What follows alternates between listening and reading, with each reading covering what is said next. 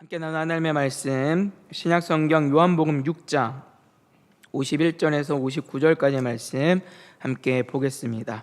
신약성경 154페이지, 신약성경 154페이지 전후에 있는 요한복음 6장 51절에서 59절까지의 말씀 한 절씩 교독하여 읽으시고 마지막 절 합독하여 읽도록 하겠습니다. 읽겠습니다.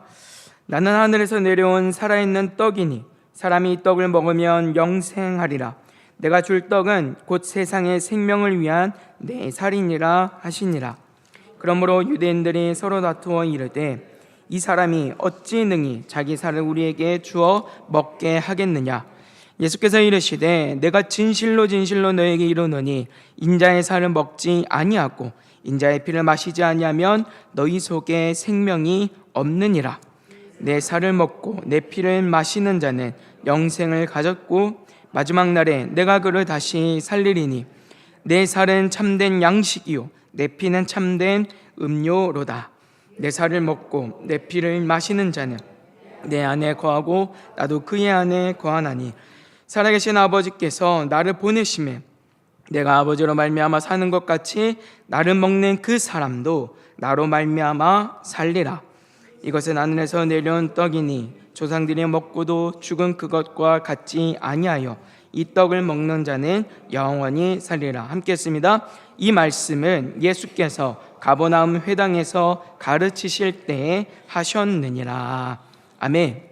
이 시간에는 본문 말씀을 중심으로 먹고 마셔라 라는 제목으로 함께 은혜를 나누겠습니다. 오늘 본문은 오병이어 기적을 통해서 하나님께서 보내신 참된 생명의 떡이 예수님, 자기 자신임을 가르치신 우리 주님께서 자신의 살과 피를 먹고 마실 것을 말씀하는 내용을 기록하고 있습니다.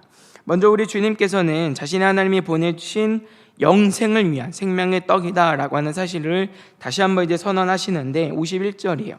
나는 하늘에서 내려온 살아있는 떡이니 사람이 이 떡을 먹으면 영생하리라.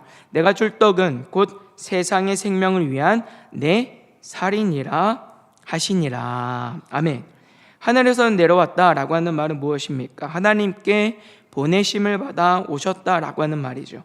이는 우리 주님이 아니고서는 우리의 영생을 위한 생명의 떡이 될 뿐이 없다라고 하는 사실들을 우리에게 분명히 나타내 주고 있는 내용입니다. 그런데 여기서 주목할 점은 우리 주님께서 이 생명의 떡을 먹고 마셔야 한다라고 말씀하고 있다는 점이에요.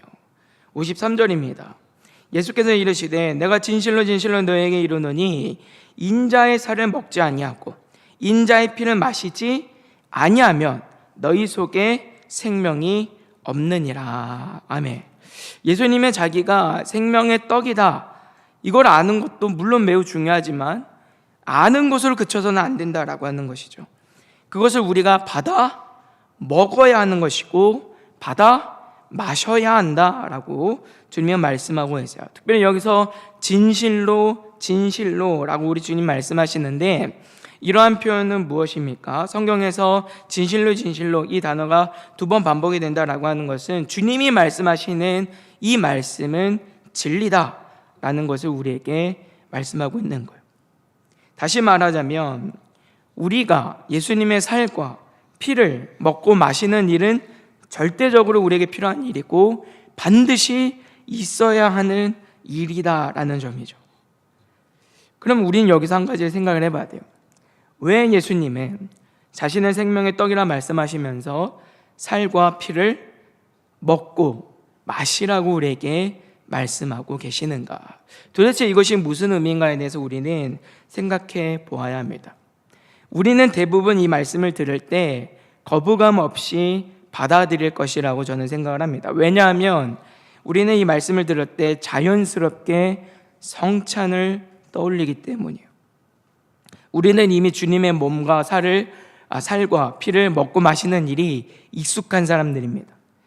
초대교회에 있어서 성찬이 갖는 의미는 굉장히 중요했어요. 우리 주님은 성찬을 직접 제정하시고 주님을 기념할 것을 말씀하셨고 성찬을 통해서 교회는 예수님의 몸과 피를 먹고 마시는 일에 참여하였습니다. 존 칼빈 선생님 같은 경우에는 참된 교회 표지, 그러니까 다시 말해서 무엇이 교회냐, 교회가 교회로서 필요한 것은 무엇이냐라고 할 때 신실한 말씀의 선포와 함께 무엇을 강조했냐면 성례, 세례와 성찬을 강조했어요. 이것이 없으면 교회가 아니다. 그리고 또 하나가 권징이죠. 권징. 하나님의 말씀은 말씀답게 지키기 위한 거룩이 교회 안에 있을 때 그것이 진정한 교회라 할 수 있다. 그 정도로 우리 믿는 사람들에게 있어서 예수님의 몸과 피를 먹고 마시는 성찬은 굉장히 중요한 일이었습니다. 그런데 여러분, 예수님이 말씀하실 이 당시에 이 사람들은 성찬이 익숙한 사람들이 아니죠. 한 번도 성찬을 참여해 본 적이 없는 사람들이에요. 그렇기 때문에 예수님의 살과 피를 먹고 마셔야 한다, 이 말을 들었을 때 이 사람들은 굉장히 당황했을 거예요. 이게 도대체 무슨 말인가? 어떻게 주님의 몸과 살을 먹고 마셔야 하는가? 이것이 의미하는 것은 무엇인가? 오늘 본문에서도 이런 반응을 우리가 볼 수 있습니다. 예수님의 말씀을 들은 유대인들의 반응을 보니까 52절은 이렇게 기록해요. 그러므로 유대인들이 서로 다투어 이르되 이 사람이 어찌 능히 자기 살을 우리에게 주어 먹게 하겠느냐. 아멘. 지금 유대인들이 서로 다투었다고 말해요. 이 말은 그들 안에 다양한 논쟁, 논의와 토론이 있었다라고 하는 것을 우리에게 말해주고 있습니다. 도대체 어떻게 하면 예수님의 살과 피를 먹고 마실 것이냐, 이 문제 가지고 여러 가지 토의와 여러 가지 논쟁들이 있었다라고 하는 거예요. 아마 이럴 것이다, 아니다, 저럴 것이다 라고 하는 그 의견들이 굉장히 분분했다라고 하는 것이죠. 왜냐하면 이들은 예수님의 말씀을 문자 그대로 실제로 예수님의 살과 피를 먹고 마시는 일로 이해하는 부분들이 컸기 때문이에요. 유대인들의 입장에서 볼 때 예수님이 하신 이 말씀은 사실 그들이 쉽게 받아들일 만한 내용은 아닙니다. 기본적으로 유대인들이 먹고 마시는 건 다 어디에 기초하고 있어요? 하나님의 말씀 율법에 기초하고 있죠. 하나님이 정하신 정결한 것과 부정한 것에 따라서 유대인들은 철저하게 먹고 마시는 일을 구분했어요. 특별히 하나님이 정하신 정결한 것이다 라고 하더라도 그것이 사체인 경우에는 이들은 절대로 가까이 하지 않고 절대로 먹지 않았습니다. 그들에게 있어서 율법에 있어서 죽음은 굉장히 부정한 것이기 때문에 이들은 절대로 가까이 하지 않았기 때문이죠. 피와 관련해서는 어떻습니까? 창세기 9장 4절이나 레위기 19장 26절 같은 말씀에 보시면 하나님은 피째 먹지 말아라 라고 우리 분명히 말씀하고 계세요. 이 말씀을 따라서 현대교회에서도 선지나 순대를 먹지 않도록 가르치고 기피하는 일들이 있음을 여러분들도 아마 다 경험하셔서 아실 거라고 생각합니다. 저도 중학교 지나갈 때까지는 순대, 선지 먹는 건 죄악 중에 죄로 생각했거든요. 그 정도로 우리가 하나님의 말씀에 대해서 생각할진데 율법주의자들인 이 유대인들 입장에 있어서는 어떻겠는가라는 말입니다. 그들에게 있어서 예수님이 말씀하시는 살과 피를 먹고 마시는 이 일은 도저히 그들에게는 이해할 수도 없고 용납할 수 없는 일이다라고 하는 거예요. 오히려 당시 유대인들의 그 율법관을 보면 예수님이 하신 말씀은 가증한 일이라고 할 수 있습니다. 예수님의 말씀을 문자 그대로 이해를 해서 식인을 하는 것으로 이해를 했다면, 예수님을 실제로 내가 먹고 마셔야 영생할 수 있다라고 한다면 하나님께서는 인신제사를 가증한 것으로 여기시는 분이시기 때문에 식인을 한다는 건 매우 하나님 앞에 가증한 일이라 할 수 있어요. 그렇기 때문에 예수님이 하신 말씀은 유대인들의 입장에서 보면 사실은 철저하게 율법을 어기는 일이고 하나님을 모독하는 범죄와 같은 일로 받아들여질 수가 있다는 말이에요. 근데 문제는 뭐냐면 예수님이 가르치시고 예수님이 보이신 일들이 당시 유대인들의 입장에서 볼 때도 매우 명확하고 놀라울 뿐만 아니라 탁월하게 여겨지는 부분들이 있었다는 거예요. 앞서 성전을 정결하게 하신 일이나 유대인의 율법 선생이자 산헤드린 공회의 회원이었던 니고데모가 예수님을 찾아와서 영생의 비밀에 대해서 그 가르침을 받고자 했던 일, 그리고 오병이어 기적에서도 수많은 사람들이 지금 예수님을 따르고 있었잖아요.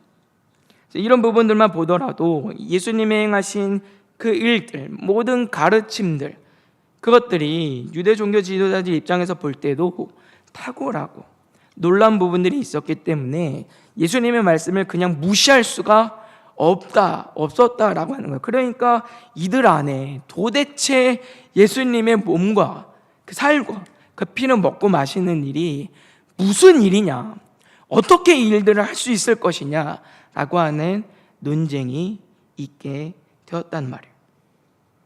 근데 이런 내용들은 유대인들만 받아들이기 어려운 건 아니었어요.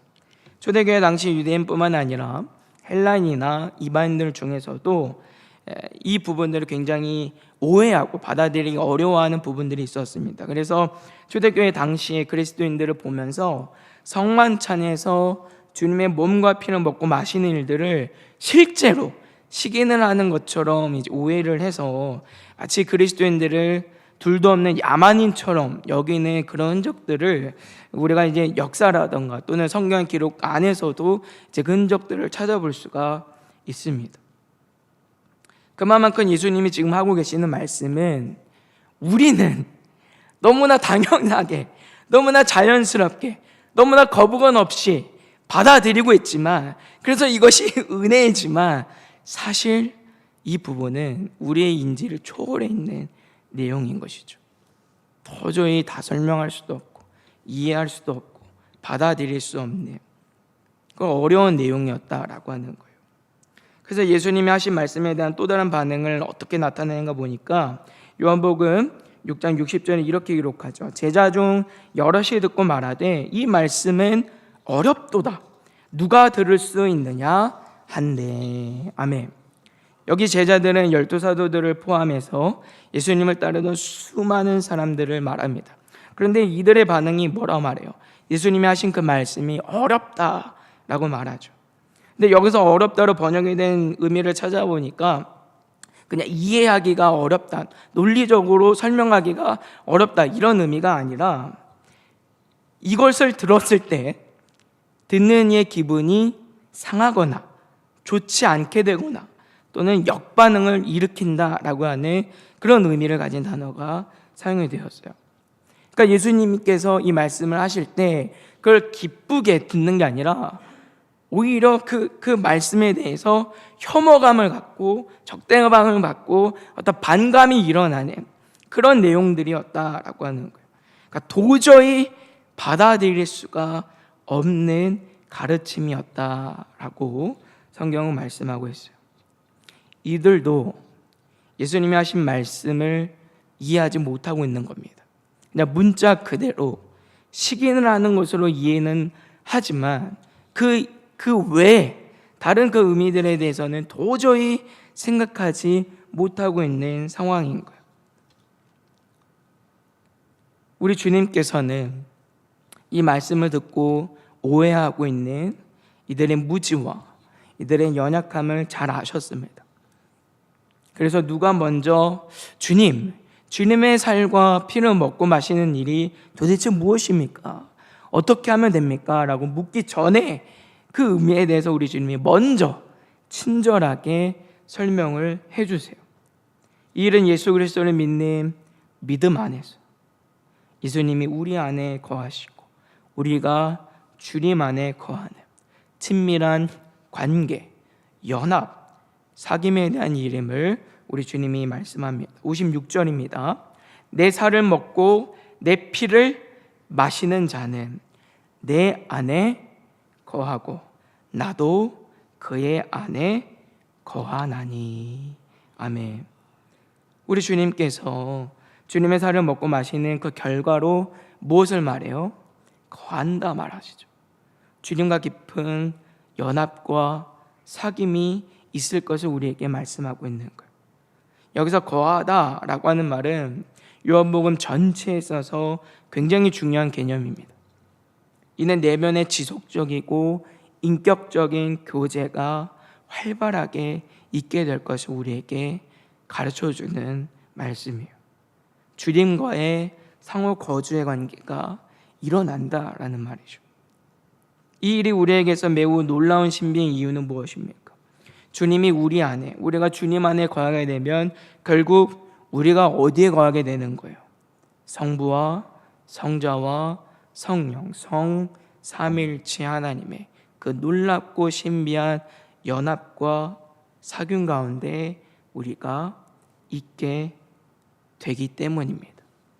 우리 주님께서 성부 하나님과의 관계에 대해서 이렇게 말씀하세요. 요한복음 14장 10절 말씀에 보니까 내가 아버지 안에 거하고 아버지는 내 안에 계신 것을 내가 믿지 아니하느냐.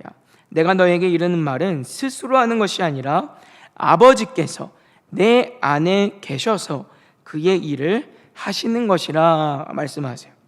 그러니까 주님이 우리 성부 하나님 안에 계시고 성부 하나님이 성자 예수님 안에 계시다라고 지금 말씀하고 있는 것이죠. 그래서 성령님과의 관계에 대해서는 어떻게 말씀하는가 보니까 요한복음 14장 26절이요. 보혜사 곧 아버지께서 내 이름으로 보내실 성령 그가 너에게 모든 것을 가르치고 내가 너에게 말한 모든 것을 생각나게 하리라 라고 말씀합니다. 우리 주님은 성부 하나님 안에 그리고 자신이 이 성부 하나님 안에 계신다라고 하는 그 상호 거주와의 관계를 어떻게 설명하시느냐면 주님이 하시는 말씀이 자기가 하는 말이 아니라 주님 안에 계시는 성부 하나님께서 하시는 일이다라고 지금 설명을 하고 계세요. 그리고 성령님을 보내실 것인데 성령님도 그냥 오시는 게 아니라 아버지께서 내 이름으로 보내신다라고 하면서 성령님이 하시는 중요한 일에 대해서 뭐라 말씀하십니까? 우리 주님께서 하신 말씀을 가르치시고 주님께서 하신 모든 것을 생각나게 할 것이라고 말씀하고 계시죠. 성령님이 내 안에, 내가 성령님 안에 있다라고 말씀하고 있지는 않아요. 그렇지만 성령님이 하신 사역이 무엇입니까?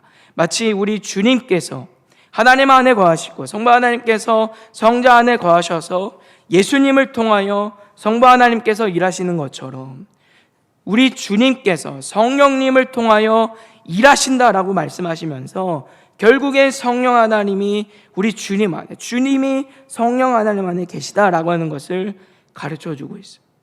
그렇기 때문에 성부와 성령도 서로 내주 상호하는 관계 가운데 있음을 가르쳐주고 계시죠. 성부와 성자와 성령의 성삼일체의 놀라운 그 신비한 연합과 그 관계에 대해서 우리 주님이 말씀하고 계십니다. 중요한 점은 그 안에 우리가 참여하게 된다라는 거예요. 누구 안에 있기 때문에 우리가 주님 안에 있고 주님이 우리 안에 계시기 때문입니다. 그래서 요한복음 14장 20절은 우리에게 이렇게 말씀해요. 그 날에는 내가 아버지 안에 너희가 내 안에 내가 너희 안에 있는 것을 너희가 알리라 말씀하시고 요한복음 15장 4절은 이렇게 말씀합니다. 내 안에 거하라 나도 너희 안에 거하리라. 가지가 포도나무에 붙어있지 아니하면 스스로 열매를 맺을 수 없음같이 너희도 내 안에 있지 아니하면 그러하리라. 아멘. 그리고 우리 주님께서 말씀하시는 주님의 살과 피를 먹고 마시는 일은 무엇입니까? 예수 그리스도를 믿는 믿음 안에서 우리 주님과 연합하여 사귀는 것을 우리에게 말씀하시는 것이고 결국 이 일을 통하여서 우리가 누구와 함께 하게 되는 거예요? 성삼일체 하나님과 연합하여서 그 신비한 사귐과 그 친밀한 교제와 관계 안에 놓이게 될 것을 우리에게 말씀하고 계십니다. 죄로 인하여서 깨어지고 망가지고 하나님부터 외면당하고 버림받을 수밖에 없었던 원수된 우리가 이제는 어떻게 되는 거예요? 하나님과 둘도 없는 가장 완벽한 그 친밀한 교제와 사귐 안에 있게 될 것을 우리 주님이 말씀하고 계시다라고 하는 거예요. 그렇기 때문에 주님의 살과 피를 먹고 마신다라고 하는 것은 실제적인 식인을 얘기하는 게 아니라 우리 주님을 믿는 믿음 안에서 우리 주님과 함께 십자가 못 박혀 함께 죽는 일이고, 우리 주님께서 부활하실 때 함께 사는 일이고, 우리 주님과의 그 관계와 연합 안에서 성부와 성자와 성령의 성삼일체 하나님 안에 거하게 되는 그 놀라운 연합과 사귐에 대해서 우리 주님이 가르쳐주고 계시다라는 말입니다. 그래서 57절, 오늘 본문 50절에 이렇게 말씀하세요. 살아계신 아버지께서 나를 보내심에 내가 아버지로 말미암아 사는 것 같이 나를 먹는 그 사람도 나로 말미암아 살리라. 아멘. 여기서 살아계신 아버지는 누구입니까? 천지를 창조하신 창조주 하나님이시고 예수님과의 관계 안에서는 성부 하나님이 되시는데, 중요한 점은 이 하나님으로 말미암아 예수님을 먹는 그 사람도 살 것을 말씀하고 계세요. 구원의 은혜, 그 구원의 은혜를 받아서 하나님과의 관계가 어떻게 바뀌는 거예요? 하나님은 우리의 아버지가 되시고 우리는 하나님의 자녀가 되는 그 복된 관계에 대해서 우리에게 말씀하시는 것이죠. 우리가 주기도문에서도 배웠지만 구약의 어떤 이도 이런 관계는 생각하지 못합니다. 하나님을 아버지라 부를 수 있는 존재는 우리 주님 말고는 아무도 없었어요. 구약의 누구도, 모세도, 노아도, 아무리 뛰어나고 위대한 선지자라 하더라도, 다윗 왕이라 하더라도 누구도 하나님을 아버지라 부르지 못합니다. 그들에게 있어서 하나님은 누구예요? 감히 함부로 넘볼 수 없는 위엄과 큰 영광에 계신 천지를 창조하신 창조주 하나님이시고, 우리는 한낱 피조물밖에 없기 때문에, 더 나아가서 우리는 죄인이잖아요. 죄인인 우리가 어떻게 거룩하신 그 하나님을 우리 아버지라 부릅니까? 우리가 어떻게 하나님 앞에 나아가면서 두려움 없이 나아갈 수 있을 것이고, 죄인은 우리가 어떻게 하나님 앞에 섭니까? 불가능한 일이에요. 이 일이 가능한 존재는 우리 예수님 말고는 없어요. 그런데 예수님을 믿는 믿음 안에서는 그게 가능해진다라는 말이죠. 우리 주님께서는 관계가 변화될 것을 우리에게 말씀하세요. 이는 예수님의 대속의 은혜로 말미암아 우리에게 주어질 죄사함과 구원의 은혜로 인해서 하나님의 원수, 하나님 앞에 마땅히 버림받을 수밖에 없는 죄인인 우리가, 한낱 피조물인 우리가 이제는 그 하나님을 우리의 아버지로, 우리 하나님은 우리를 예수님과 같이 자녀로 그 친밀한 관계를 누리게 될 것을 성경은 말씀하고 있습니다. 그렇기 때문에 우리 주님이 주시는 살과 피는 곧 죄인들을 구속하기 위하여 십자가에 매달려 죽으시는 주님의 몸이고 흘리실 보혈을 우리에게 의미합니다. 이것을 먹고 마신다라고 하는 것은 예수님을 믿는 그 믿음 안에서 오직 우리의 유일한 구원자이심으로 우리 주님을 고백하고, 또 이 믿음 안에서 그 은혜를 따라 우리 주님이 보이신 모범과 우리 주님이 가르쳐 주신 그 말씀에 순종하여서 주님이 우리 안에, 우리가 주님 안에 거하고, 더 나아가 성부와 성자와 성령 성삼위일체 하나님 안에 우리가 거하고 그 하나님이 우리 안에 거하시는 그 친밀한 관계와 삶을 살아가야 할 것을 우리에게 가르쳐주고 계시는 일입니다. 그래서 58절에서 보시면 우리 주님의 생명의 떡인 자신은 조상들이 먹고도 죽은 그것과 같지 않다라고 말씀하세요. 이는 광야에서 주어진 만나를 의미합니다. 하나님께서 이스라엘 백성들에게 만나를 주신 이유가 무엇입니까? 이스라엘 백성들이 하나님의 백성으로서 하나님과의 그 관계 안에서 육신의 정욕을 위한 삶이 아니라 하나님을 위한 복된 백성된 삶을 살아가도록 하시기 위함 아니었습니까?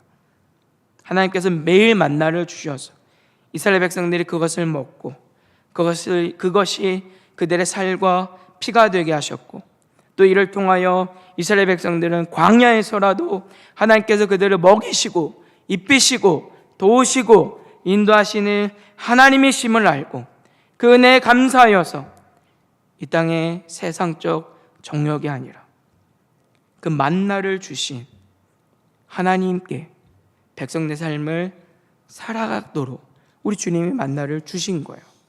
그런데 문제는 무엇입니까? 이들이 실패하죠. 만나가 하늘로부터 주어진 양식이지만 여전히 그들 안에는 치유해야 할 죄의 문제가 남아 있었기 때문이에요. 그래서 우리 주님께서는 이 죄의 문제를 해결하기 위하여서, 그래서 하나님의 백성된 삶을 우리가 온전히 살아갈 수 있는 유일하고 참된 생명의 양식으로 이 땅에 오셨다라고 하는 것을 우리에게 말씀하고 있습니다. 그래서 우리가 해야 되는 일이 무엇입니까? 늘 날마다 하나님의 백성된 그 삶을 살아가도록, 하나님 안에 거하도록 힘써야 되고, 하나님이 우리 안에 거하시도록 주님 앞에, 그 말씀 앞에, 그 은혜 앞에 엎드려야 한다라는 말이죠. 그래서 53절에서 먹지 아니하고 또 마시지 아니하면으로 번역이 된 단어를 살펴보니까 그 시제가 부정 과거형이라고 하는 시제가 사용이 되는데, 이 일은 지속적인 게 아니라 단회적인 단번인 그 의미를 갖는 의미로 이제 사용이 되었어요. 그런데 56절에서 보시면 먹는 자 그리고 마시는 자로 번역이 된 시제가 또 다릅니다. 여기에서는 현재형 분사라고 하는 이 시제가 사용이 되었는데, 이는 한 번만이 아니고 계속해서 지속적으로 먹고 마시는 일에 대해서 우리에게 말씀하고 있는 거예요. 그러니까 이게 무슨 의미인가 보면, 예수님을 믿는 믿음으로 주님을 영접하는 일은, 그래서 구원받는 일은 단회적입니다. 한 번이요. 이건 여러 번 일어나는 일이 아닙니다. 이건 단회적으로 한 번 있는 일이에요. 근데 중요한 건 무엇이냐면, 예수님을 믿는 믿음 안에서 구원받은 우리는 늘 언제나 그 구원의 은혜 가운데 살아가도록 계속해서 반복적으로 지속적으로 힘써야 함을 우리에게 말씀하고 있는 거예요. 예수님을 믿는 믿음으로 받은 구원은 한 번이지만 구원의 은혜로 시작된 주님과의 사귐과 하나님의 백성된 그 삶은 계속해서 우리의 삶에 있어야 된다라는 말이죠. 결국 우리 주님께서 주님의 살과 피를 먹고 마셔야 한다라고 말씀하시는 이 말씀은 예수 그리스도를 오직 우리의 유일한 구원자로 믿고 그 믿음을 따라서 날마다 주님이 보이신 모범과 주님이 가르치신 그 말씀에 순종함으로 끝까지, 우리가 주님 앞에 설 때까지, 주님이 다시 이 땅에 오시는 그때까지 하나님의 말씀에 순종하고 믿음으로 살아가서 하나님이 이루신 아버지와 자녀의 그 특별하고 그 아름다운 관계와 사귐을 잃어버려서는 안 된다라고 우리 주님이 말씀하고 계십니다.